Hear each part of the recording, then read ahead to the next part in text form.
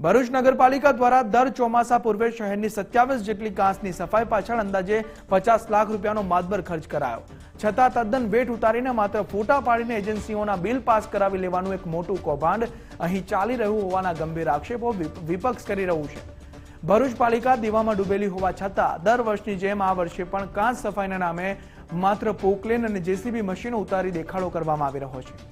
જેમાં નવાઈની વાત એ છે કે આ કાંસમાંથી કાઢવામાં આવેલો કચરો રોડ પરથી દૂર કરવાના બદલે કાંસની આજુબાજુમાં જ ઢગલો કરીને છોડી દેવાયો.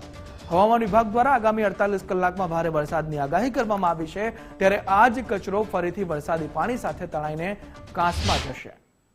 ભરૂચ નગરપાલિકાની હદમાં 27 જેટલી વરસાદી કાંસો આવેલી છે અને વરસાદી કાંસોની સફાઈ પાછળ લાખો રૂપિયાનું આંધણ થતું હોય છે.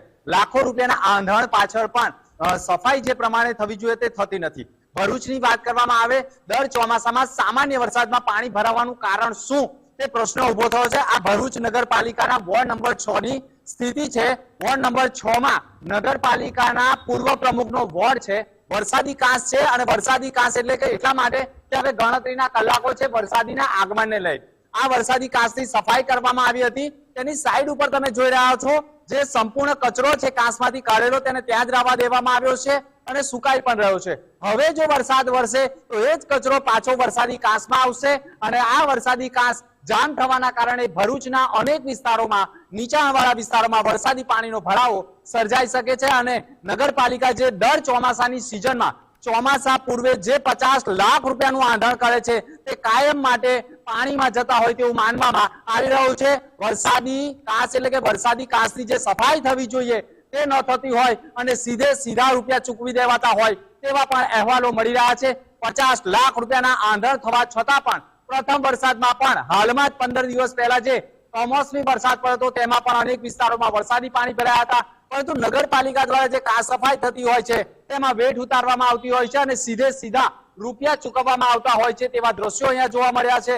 દર ચોમાસાની સિઝનમાં 50 લાખ રૂપિયાના આંધણ કરવા છતાં 27 કાંસોની સફાઈ પાછળ જે જેસીબી ઉતારવામાં આવે છે તેના ફોટા પડાવી અને રૂપિયા ચૂકવવામાં આવતા હોય તેવું માનવામાં આવે છે. સંપૂર્ણ કાંસ સફાઈ ન થતી હોય જેના કારણે જે પણ કાંસનો કચરો હોય છે તેને કાંસની બાજુમાં જ નાખવામાં આવે છે અને ત્યારે જ્યારે વરસાદ વરસે છે ત્યારે એ જ કચરો પાછો કાંસમાં આવવાના કારણે કાંસ જામ થઈ જવાના કારણે અનેક વિસ્તારોમાં જળબંબાકારની સ્થિતિનું નિર્માણ થતું હોય તેવા અનેક વાર દ્રશ્યો જોવા મળ્યા છે. ત્યારે છેલ્લા દર વર્ષે 50 લાખ રૂપિયાના આંધણ પછી પણ ભરૂચ નગરપાલિકાની હદ વિસ્તારમાં વરસાદી પાણી ભરાવાની યથાવત પરિસ્થિતિ રહેતી હોય છે. મનોજ ખંભાતા સાથે દિનેશ મકવાણા, ગુજરાત ફર્સ્ટ, ભરૂચ.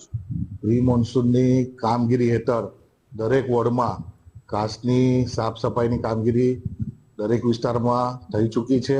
અમુક જ વિસ્તાર એવા બાદ છે કે એમાં કાંસની સાફ સફાઈ બાકી છે.